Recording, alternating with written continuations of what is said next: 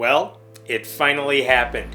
I figured out what it would take for YouTube to demonetize my videos.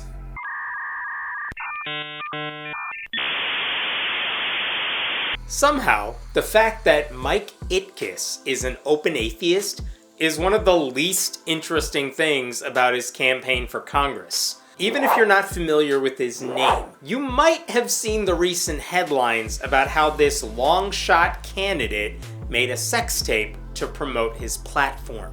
Itkes is running as an independent in the race for New York's 12th congressional district. Now, this is a seat that should be a lock for Democrats. All the drama in the newly redrawn district took place entirely in the primary, where Representative Jerry Nadler easily beat out Representative Carolyn Maloney in a battle between those two Democratic heavyweights. Since then, there hasn't been much to discuss as far as this race goes. That is, until Itkes put some skin in the game. You're welcome. 3 months ago, the 53-year-old Itkes posted a video on an adult website of him having sex with adult performer Nicole Sage, an encounter that was apparently filmed last year. He didn't call attention to Bucket List Bonanza, however, until an interview with the publication City and State, during which he highlighted his sex-positive platform and said the video was a conversation piece. If I would just talk about it, it wouldn't demonstrate my commitment to the issue, and the fact I actually did it was a huge learning experience, and it actually influenced items on my platform. I mean, you can just talk about it.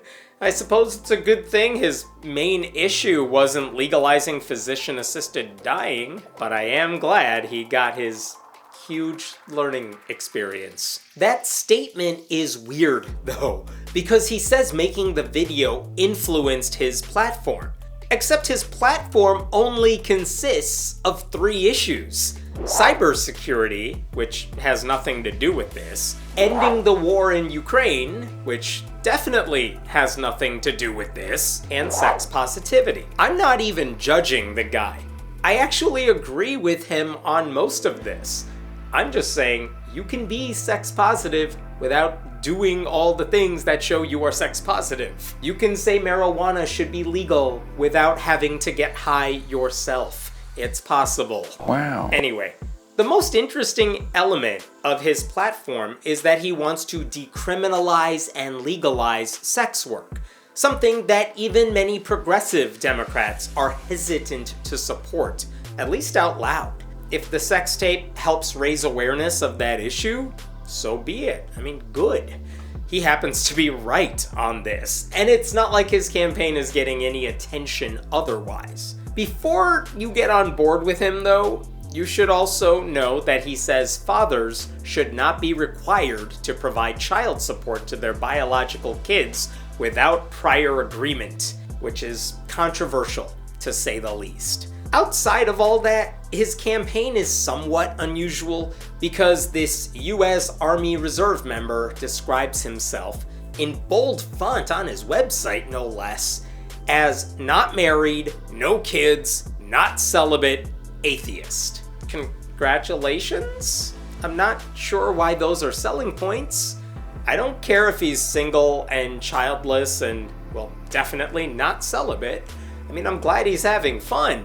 But those 3 things are not qualifications for public office.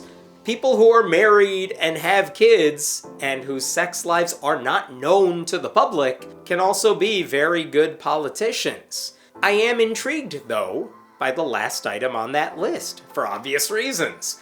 Because most candidates tend to keep their atheism under wraps. It's only in recent years that more non-religious politicians have been willing to embrace that label, or a close synonym, if it applies. But even then, it's not like they're campaigning on it, because they're not trying to get elected in order to push their religious views on their constituents. They are candidates who happen to be atheists. not atheist activists eager to spread their views through politics. I mean, even conservatives who use their Christian faith as their main selling point to voters go on to state their conservative agenda. Mike Pence, for example, frequently said, "I am a Christian, a conservative, and a Republican," in that order.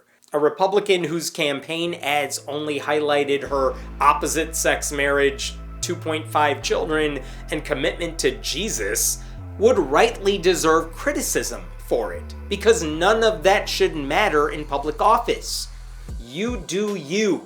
Just tell me what you're gonna do for me. Itkes is counting on his non-traditional positions, in all senses of that word, to win over the few people who might not want to vote for a traditional Democrat. But you can bet that some conservatives will inevitably link his atheism and the sex tape to suggest society is in some sort of moral decline. But let's be clear, neither of those things are immoral.